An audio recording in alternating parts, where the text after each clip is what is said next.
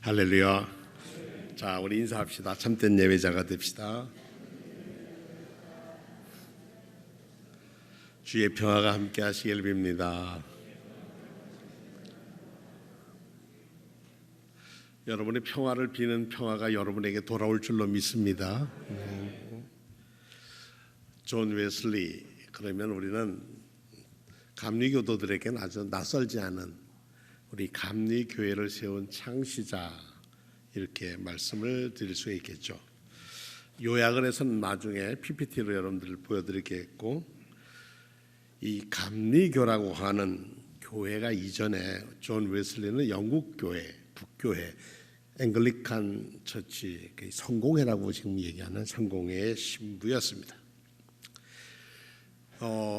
신부의 그 집안의 아들로 태어났는데 1703년 6월 28일 영국 저 중북부에 있는 에포트라고 하는 곳에 교구 목사였던 사무엘 웨슬리와 아내 수산나 사이에서 태어난 15번째 아이로 태어났습니다. 아무렇지도 않으시네요. 하여튼 목회도 잘했지만 아주 식구들 늘리는 데는 아주 선수였던 것 봅니다. 존 웨슬리의 어머니 수산나 웨슬리는 엄한 어머니였습니다.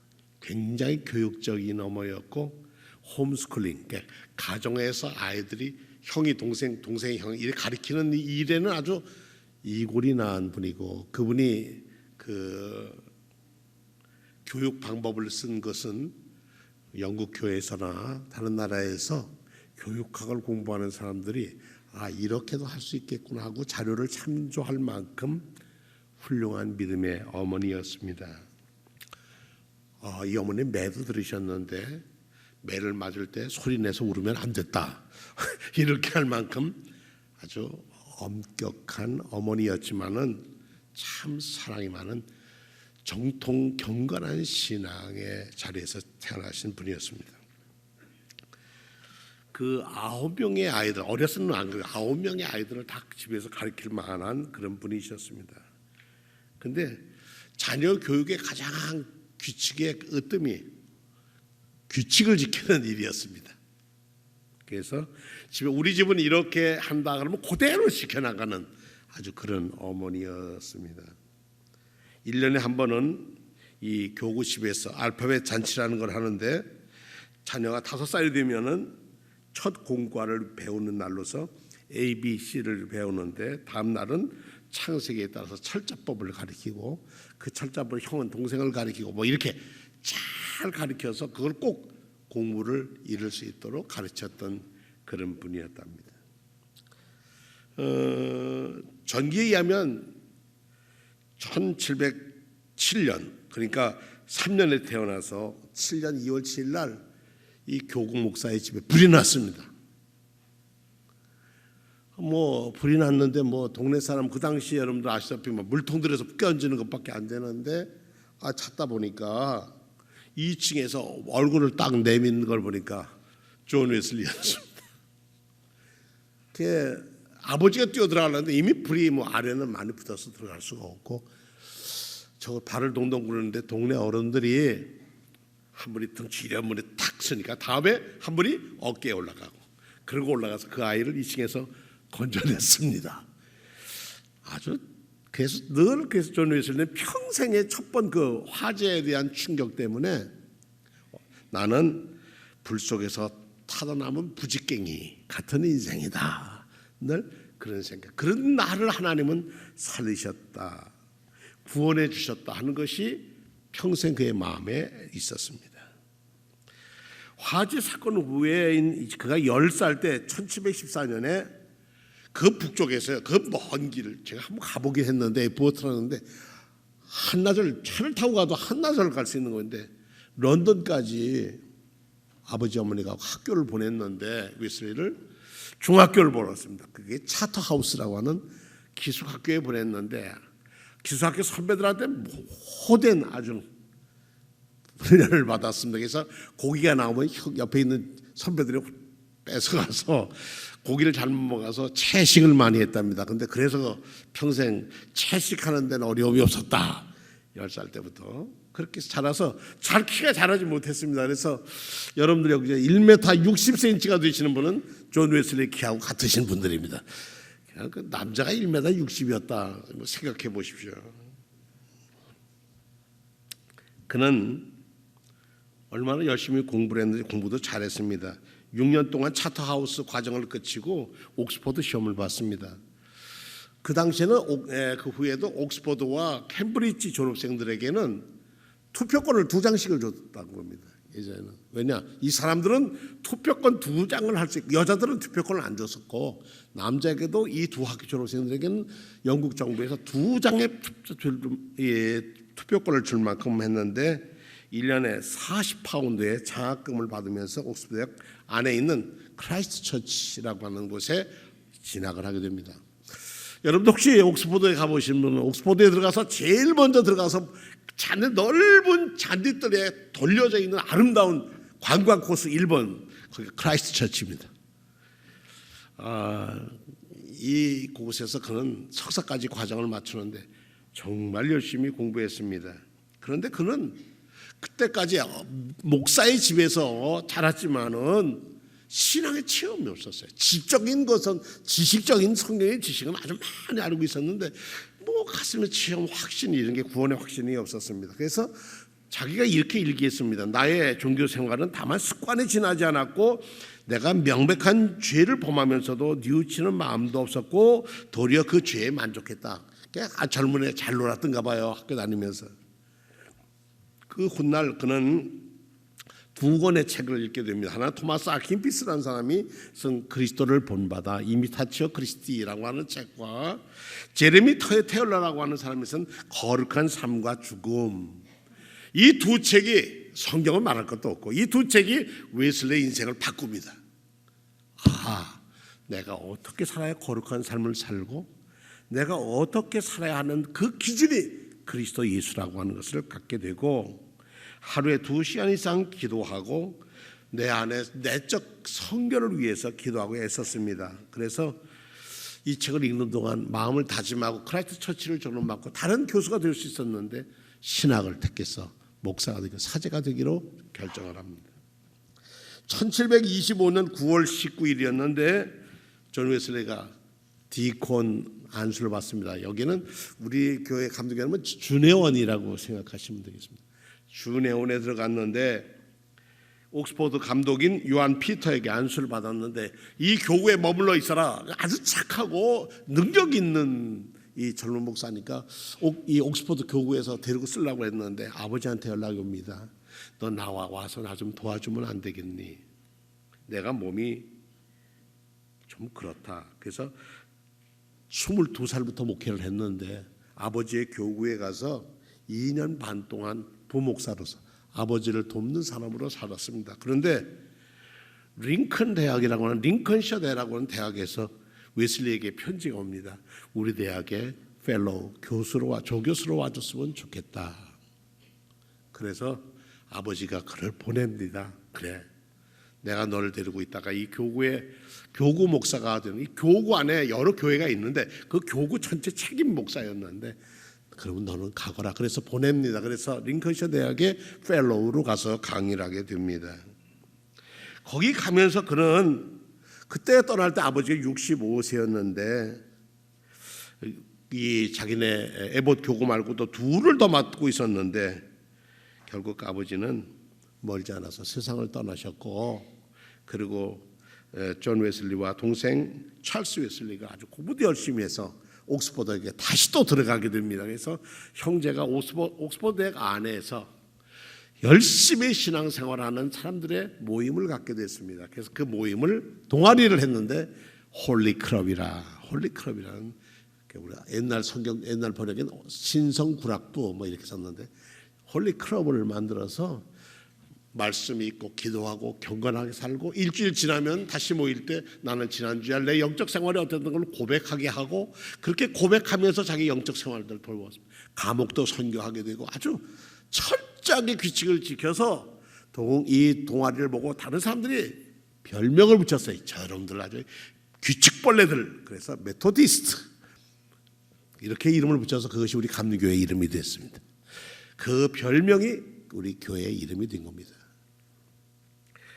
존 웨슬리가 옥스포드에 돌아온 후에 동생이 조직한 이 홀리 클럽에서 지도자로 추대되었고 1729년 산업혁명으로 인해서 아주 굉장히 어려워질 때 이 타락한 영국을 바로잡자는 데 뜻을 앞둔 청년들이 열심히 신앙생활에서 고이 기도하고 신학원 성경 원전을 읽고 고전 문학을 공부했고 뭐 열심히 전했습니다. 그래서 이것이 영국 산업혁명에서 피 흘리지 않고 프랑스에서는 1789 혁명을 통해서 수많은 사람이 죽었지만은 영국은 피 흘리지 않는 혁명으로 새로운 시대를 맞이하게 되는 기초의 돌을 영적 부흥을 일으켰던 사람이 존 웨슬리라 영국 사회는 그렇게 써 있습니다.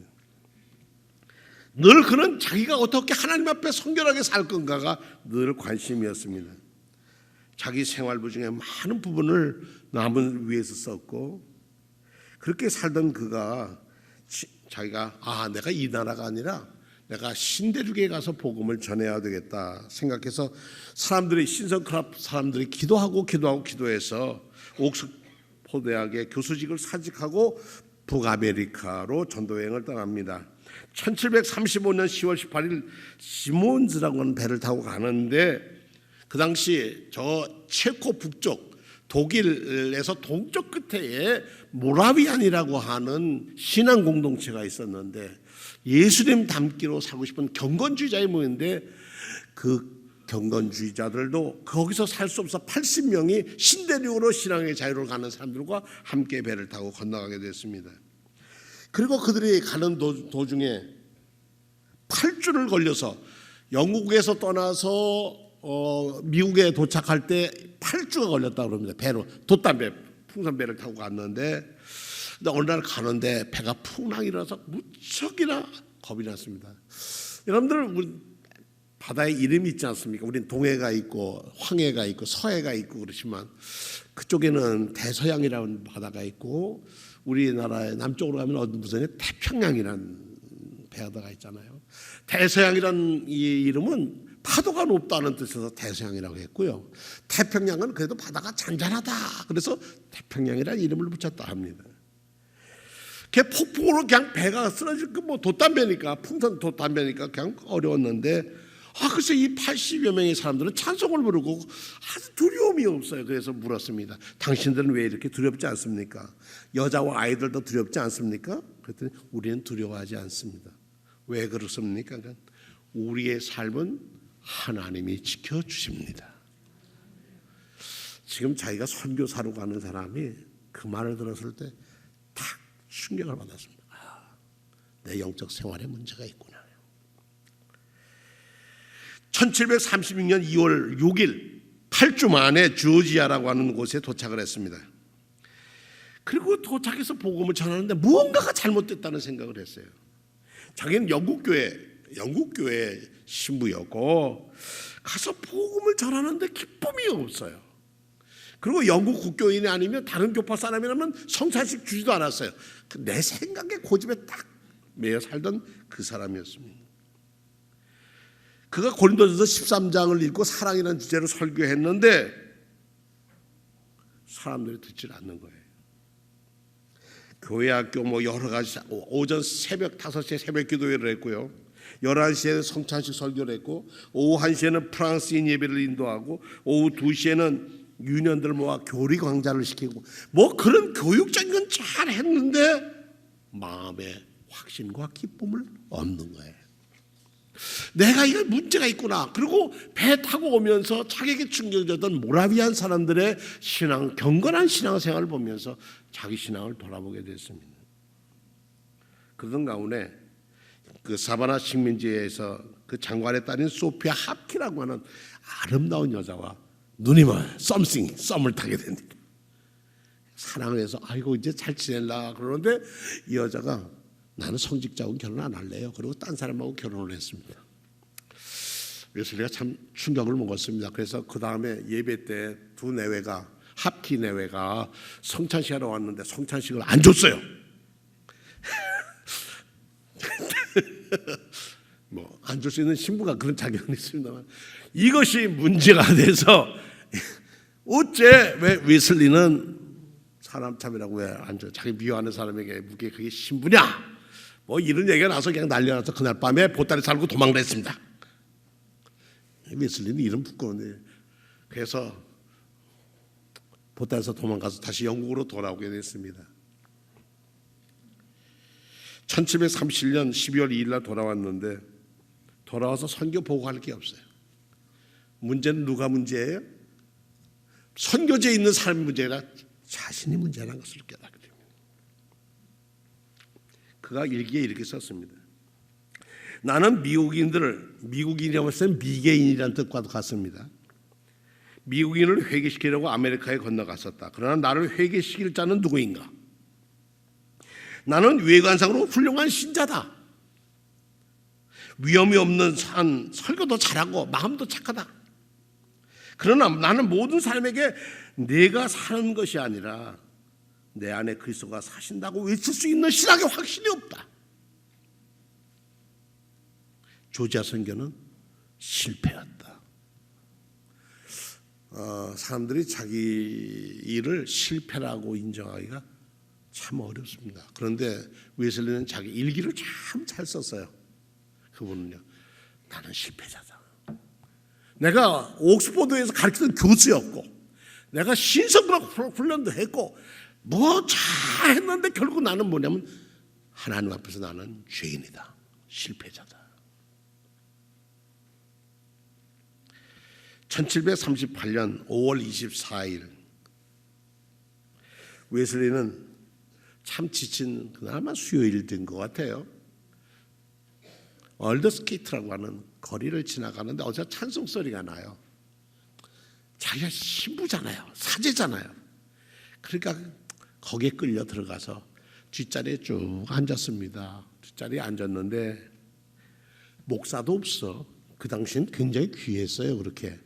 근데 평신도 지도자 한 사람이 딱 나가더만 책을 들었는데 마틴 루터가 쓴 로마서 강에 서문, 책의 이름은 서문 있잖아요. 서문을 읽는 거예요. 그게 설교예요. 그 당시에요. 1738년 5월 24일 수요일 그의 일기에 이렇게 써 있습니다. 그날 저녁에 나는 올더스케이트가에 있는 기도 모임에 별로 가고 싶은 마음이 없었으나 참석했다. 억지로 갔다. 거기서 어떤 사람이 루터의 로마서 강의 서문을 읽고 있었다.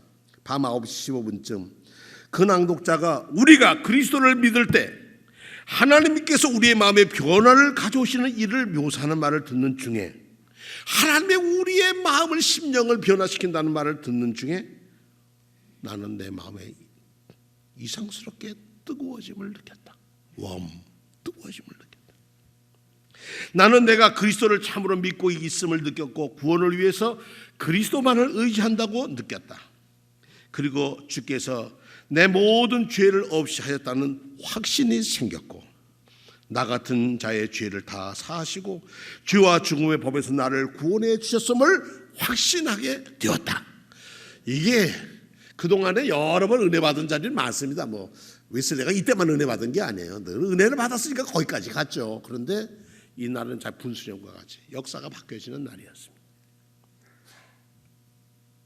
그리고 거듭난 지 18일 되는 날 옥스퍼드 대학 뜰에서 너희가 은혜로 말미암아 구원을 얻으리란 말로 노방 설교를 하는데 사람들의 마음이 열리는 거예요. 자기가 은혜 받고 체험하고 새 사람 되니까 그게 통해서는 말씀의 능력이 있어서 사람들을 변화시키기 시작했습니다. 이게 우리 감리교회의 전통입니다. 1739년 4월 2일부터 야외 설교했는데 문제는 자기가 소속한 영국교회에서 금지시키는 거예요. 예배는 예배당 안에 들어와서 지켜야지 왜 밖에서 하냐. 그러나 존 웨슬리는 개의치 않고 그냥 해나갔습니다. 결국 존 웨슬리는 영국교회에서 제명당합니다. 자기 고향교회 돌아갔는데 예배에 들어오지 말라고 거절당하고 설교도 못하게 하고 못 들어오게 그러니까 여러분들 외국 교회 가보면 밖에 무덤들 많이 있잖아요. 이렇게 무덤.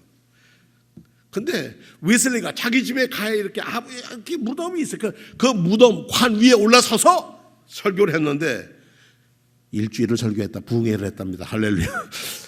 근데 예배당 안에 사람보다 밖에 사람이 더 큰 은혜를 받았다. 이게 결국은 설교하긴, 예배당 안에서는 강대상에 못 쓰게 하니까 밖에서 설교하게 됐습니다. 그래서 감리교도를 이렇게 시작해 된 교회입니다.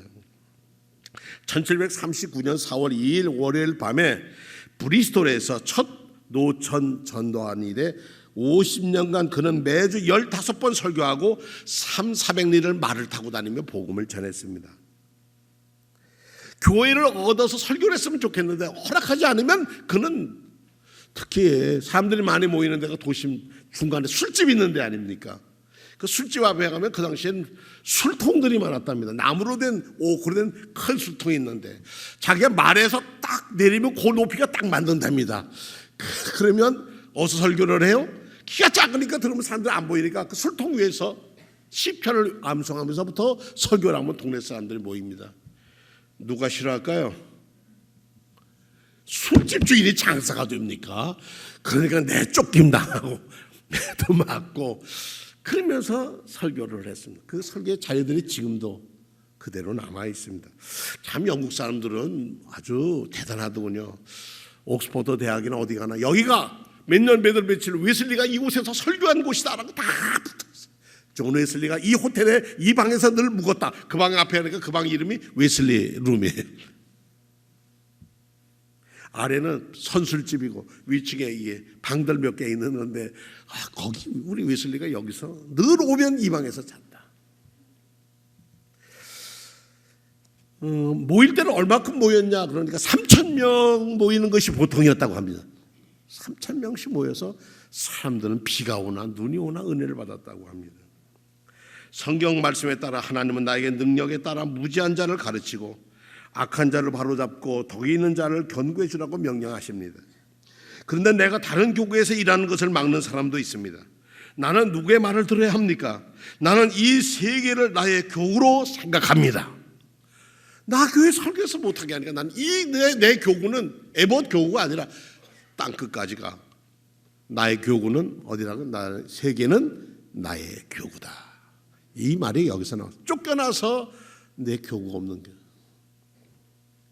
그렇기 때문에 내가 세상 어느 곳에 있더라도 기쁜 구원의 소식을 듣기를 원하는 모든 사람에게 복음을 선포하는 것이 나의 의무라고 생각합니다. 이러고 복음을 전했습니다. 존 웨슬리는 정말 하나님의 사람이었고, 근데 그의 동생 찰스 웨슬리는 작곡을 그렇게 잘했습니다. 곡도 시도 잘 쓰고, 그래서 찬송으로 쓴 시가 6,000편을 썼습니다. 그리고 이 찰스 웨슬리의 친구가 있었는데 프레드릭 핸델이라고 하는 친구가 있었어요. 그러니까 대단한 시대에 태어나서 찬송을 만들어서, 그러니까 밖에서 모이니까 올간도 없고 아무것도 없잖아요. 그러면 찬송을 보내는 거예요. 천부여 의지 없어 손들고 갑니다. 그것도 찰스 웨슬리는. 구주여 크신 은혜를 우리에게, 그것도 찰스 웨슬리의 찬송가. 대개 제일 만입이 내게 있으면 그 입 다 가지고 부르면 사람들이 다 모이는 거예요. 그럼 그 만입이 내게 있으면 찬송 부르는 거예요. 그러면서 부흥회가 시작되는 겁니다. 1776년 처음 발행된 교회 통계에 의하면 그때 감리교회가 목사가 97명, 성도가 19,761명, 순회 지구가 40개 교구, 그 외 1년 후에는 성도가 25,911명. 영국은 이런 거 정말 보고를 잘해요.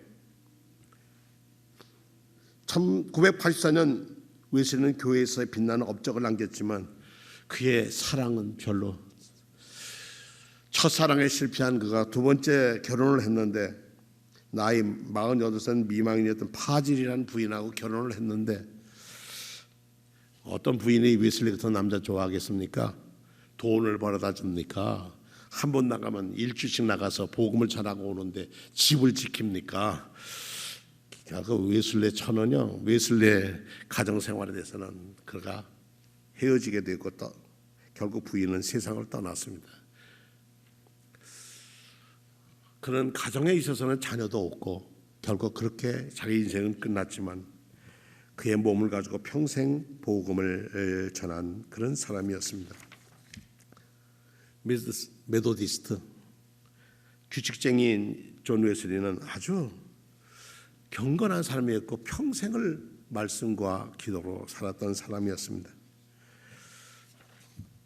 1791년 2월 25일 사람들의 부축을 받아서 마지막 설교를 합니다. 그리고 돌아왔는데 런던에 있던 설교자들에게 친구들이 연락을 합니다. 존 웨슬리가 위독하다. 기도하라는 소식이 돌립니다. 토요일을 지나고 27일 주일을 맞았는데 차를 마시고 기운을 차리긴 했는데 예배당을 갈 수가 없었어요. 그리고 이렇게 찬송을 했습니다. 이 내 몸이 흙 위에 누울 때까지 주여 당신의 종을 지켜주소서. 당신의 자비로 내 생명 끝나는 날에 승리의 면류관 쓰게 하소서. 그리고 그가 8년 전에 썼던 글을 읽었으면 나와 죽음 사이는 불과 한 발자국밖에 남지 않았는데 구원받기 위해서 내가 신뢰할 것이 무엇인가? 내가 나의 구원을 위해서 한 일은 아무것도 없다. 나는 이 말 외에는 외칠 말이 없다. 나는 죄인 중에 가장 큰 죄인인데 예수 나를 위하여 죽으셨도다. 그리고 반복해서 나는 죄인 중에 가장 큰 죄인이요 예수께서 나를 위해 죽으셨다 하는 고백을 합니다. 나는 죄인 중에 죄인이요. 평생 복음자이가 그랬습니다. 그리고 그는 있는 힘을 다해서 예수의 피가 아니면 가장 거룩한 곳에 들어가는 길은 없다. 모든 영광을 하나님께 돌리라. 그러면 땅에 평화가 오리라. 그리고 마지막으로 찬송을 부릅니다. 나는 내가 숨쉬는 동안 나의 주 창조주 하나님을 찬송하리라. 비록 내가 죽어 내 목소리가 힘을 잃을 때라도 나의 찬양은 더욱 높고 울려 퍼지리라. 내 숨이 멎고 기억이 꺼져가도 나는 찬양을 영원하리라. 그리고선 사람들을 돌아보면서 얘기를 합니다. 형제여, 이제 우리 작별합시다. 이제 우리는 모든 것을 다 하였습니다. 형제여, 우리 이제 작별합시다. 그리고 하신 말씀이 세상에서 제일 좋은 것은 하나님이 우리와 함께 계시는 것입니다. 세상에서 가장 제일 좋은 것은 하나님이 우리와 함께 하신다는 것. 이것 이상 소원이 없습니다. 그리고 안녕, farewell, 그건 세상을 떠났습니다. 그는 거룩한 삶과 거룩한 죽음의 예술가다 이렇게 얘기할 정도였습니다. 사랑하는 사람의 눈물만은 부족하고 확신 있는 체험으로 그는 나는 내 장례를 치를 때 영구차나 마차나 가문의 문장을 붙이거나 그런 거 허례허식 하지 말고 다만 나를 사랑하고 아브라함의 품까지 나를 따라올 사람들의 눈물만 있으면 족하다. 내가 하나님의 이름으로 나의 유언 집행자들에게 엄숙히 간청하노니 이것을 정확히 지켜주기를 바란다. 그래서 장례식에 참석했는데요, 사람들 많이 올까봐 새벽 5시에 했는데 그게 사람이 너무 많이 와가지고요, 새벽 5시에도 예배당에 들어갈 자리가 없고 밖에 가서 갇혔는데 예배당 커튼을 검은 천으로 다 검은 천을 쳤는데 그 검은 천을 장례가 끝나고 60명의 가난한 여인들에게 옷을 만들어 입혔다고 합니다. 그리고 먼 곳도 아닌 그 교회 뒷마당에 그는 가족들과 함께 그냥 묘가 따르게 여러 형제가 함께 그 자리에 찾아서 썼습니다. 거기에 라틴어로 이렇게 무덤에 묘비가 서 있습니다. 요하네스 존 웨슬리 문학 석사, 전 옥스포드 링컨 대학 펠로우, 1791년 3월 2일 소천, 향년 88세. 그런데 그리고 일기를 쳐다보니까요, 이미 52세 때 폐병을 앓면서 자기가 쓴 묘비가 있었어요. 이렇게 써달라고. 근데 이렇게 써있어요. 여기에 불 속에 꺼낸 타다 남은 나무 토막 존 웨슬리의 몸이 잠들어 있다. 그는 51세 나이에 폐병으로 세상을 떠나면서 빚을 갚고 단돈 10파운드를 남기지 못한다. 나는 다만 이렇게 기도한다. 하나님, 이 무익한 종에게 자비를 베푸소서. 이렇게 써놨는데 사람들이 이걸 안 썼어요. 그리고 이렇게 썼습니다. 지금 묘비에 써 있는. 자, 우리 그 사진 좀 비춰주셨으면 좋겠네요. 방송실 준비해서 사진을 좀 붙여주시죠. 제가 읽어보겠습니다. 묘비에 이렇게 써 있습니다. 옥스퍼드 링컨 대학 펠로우 문학 석사 존경하는 존 웨슬리를 추모함. 이 위대한 빛은 오로지 하나님의 섭리에 일어나서 이 민족을 깨우치고 초대교회의 순수한 사도적 교리와 실행을 부흥시키고 강화하고 옹호하였다. 그는 50년이 넘는 세월 동안 그의 육신의 수고와 저작들로 그것을 옹호하였고 형언할 수 없는 기쁜 마음으로 이 나라만 아니라 세계에 그의 영향을 확장시키고 그 효력을 수많은 사람들 가슴과 삶 속에 증거하였으며 모든 인간의 능력과 기대를 초월하여 오로지 하나님의 은총으로 그것이 이 땅에 정립되고 효력을 발휘하도록 기초를 마련하여 미래의 세대의 복이 되었다. 이 빔을 읽는 자들이여, 설사 당신이 그를 축복하는 것이 마음의 꺼리낌이 된다면 하나님께 영광을 돌리시오. 잠시 동안 고난의 수고를 마치고 그는 드디어 주후 1791년 3월 2일 88세의 일기로 죽음에 대한 영광스러운 승리와 함께 그의 생애를 마쳤다. 이렇게 써 있습니다. 자, 우리 한번 좀 보겠습니다. 불을 좀 꺼야 보일 것 같아요. 이게 만년의 연세가 들었을 때 존 웨슬리의 모습입니다. 자, 다음에 또 하나 좀 보여주시죠. 다른 사진도 보여주시죠. 예, 요거는 지금 웨슬리 채플입니다. 이게 영국 교회의 대표적인 런던에 있는 본교회, 우리 감리교회의 본교회라 이렇게 생각하시면 됩니다. 그 다음 건 이게 웨슬리 동상에 있는 동상입니다. 그게 영국 지도고요.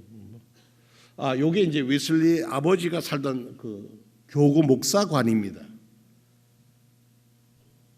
요게 지금 바로 건너편 저쪽에 있는 게 술집이고요. 이게 말 메어놓고 물 먹이고 그러던 장소인데 요 위에서 키가 저 고기에 올라가서 설교를 했다고 합니다. 이게 에브워트입니다. 이건 아버지가 다니던 교회입니다.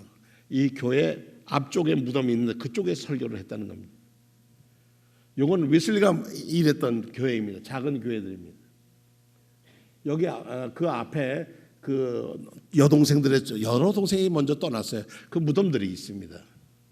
그 다음에 요거는 이제 불났을 때 사람들의 어깨동무라고 존 웨슬리를 살려내는 그런 그림입니다. 그 다음에요. 돌려주시죠. 요거는 뉴룸이라고 해서 브리스톨에 있는 교회 앞에 있는 웨슬리의 동상인데 뉴룸은 우리 감리교의 첫 교회입니다. 뉴룸 이름이 뉴룸 처치입니다. 새로 거듭난 처치입니다. 봄, 여름, 가을, 겨울 이 뉴룸 교회를 한국 감리교회에서 수리를 다 했습니다. 그래서 쓰게 되어 있습니다. 다음에 여기 뉴룸 교회 안에 예배당입니다. 저도 여기서 은혜 많이 받았습니다. 기도하면서. 다음에 요것이 평생 그 웨슬리가 기도하던 앞에 무릎을 꿇고 위에 성경을 펴고 기도하던 기도의 방입니다. 능력의 방이라고 보통 부릅니다. 이게 웨슬리가 늘 평생 있던 기도하던 기도의 방입니다. 이게 무덤입니다. 앞에 제가 쭉 읽은 것이 저 앞에 써 있는 글씨가 존 웨슬리입니다. 예배당 뒤에 있습니다. 이거는 지금 런던에 있는 웨슬리 채플의 안 예배당입니다. 그 앞에 그 이렇게 강대상 이 작은 강대상에 있는 것은 그 총리가 보내준 선물이라고 합니다. 그 다음에 이거는 살던 골목들입니다. 요게 이제 올더스케이트라고 하는데 지금 런던 박물관으로 되어 있습니다. 현재는요. 런던 박물관 지하철 옆인데 영동 박물관 옆에 있는 저 비석에 저게 뭐가 써 있냐면 그날 내가 여기서 올더스케이트 여기서 은혜 받았던 일기가 거기 다 써져 있습니다. 이게 올더스케이트에 있는 기념비입니다. 이건 기도하는 요게 이제 크라이스트 처치입니다. 옥스퍼드에 가 보신 분들은 이 도란 이 잔디만 남아 있는 대학이 크라이스트 처치입니다. 아주 좋은 학교. 요거는 그 학교 안에 웨슬리의 방이 있습니다. 웨슬리 방입니다. 이것도 크라이스트 처치 중에 하나입니다. 이건 그 북쪽에 있는 도시에 있던 교회입니다. 초대 1728년도에 있던 교회입니다. 다음 요게 옛날 사진이고 그게 지금 사진은 저렇습니다. 예. 그 다음에 또 있나요? 다인가요? 네, 됐습니다. 고맙습니다. 존 웨슬리는 전도생을 50년간 말을 타고 지구 10바퀴를 도는 만큼 다녔습니다.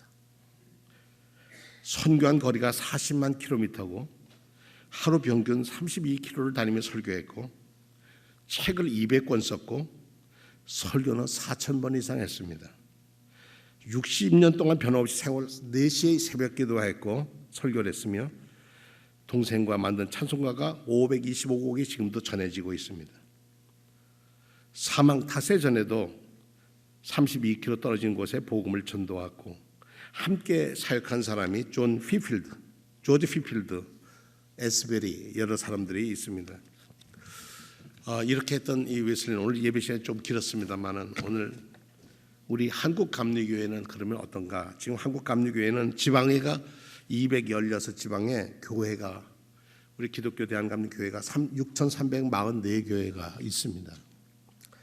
그리고 교인 수가 137만 5,319명이 2016년 통계에 의해서 저게 137만 5천이 우리 감리교인이에요. 한국 남쪽에 있는 감리교인입니다. 목사가 은퇴 원로 목사까지 해서 1,833명이 있고 뭐 이런 건 그렇습니다만 1년 동안 우리 기독교 대한감리의 교회 보관 보고서에 의하면 총 수입이 1조 1,602억 정도의 예산을 가지고 이 6,344개 교회가 선교하고 하나님을 영광을 돌리는 교회로 자랐습니다. 존 웨슬리 그런 하나님의 사람이었습니다. 평생 예수 그리스도의 구원의 확신을 갖고 가난한 사람들과 버림받은 사람들까지 해서 영국을 산업혁명의 폐해에서 피 흘리지 않고 영국을 살린 영국에서는 위대한 스승이고 구원자였고 부흥사였고 저술가였습니다. 우리가 존 웨슬리의 후예가 되면서 우리가 구원의 확신을 새롭게 갖고 사회에 대한 책임을 지어가는 것이 감리교도들의 본 모습이라 생각합니다. 오늘 10분 설교 좀 더 했는데 이 시간 마음을 잠시 우리 묵상하면서 우리가 하나님이 나와 함께 있음을 믿고 고백하고 있는가? 그 이름을 임마누엘 하는데 하나님이 우리와 함께 계시다 함이라고 예수님을 소개했습니다. 마태복음에. 여러분, 성도 여러분, 저나 여러분 마음속에 예수님이 계십니까? 예수님과 함께 하심을 믿고 감사함으로 사시기를 축원합니다.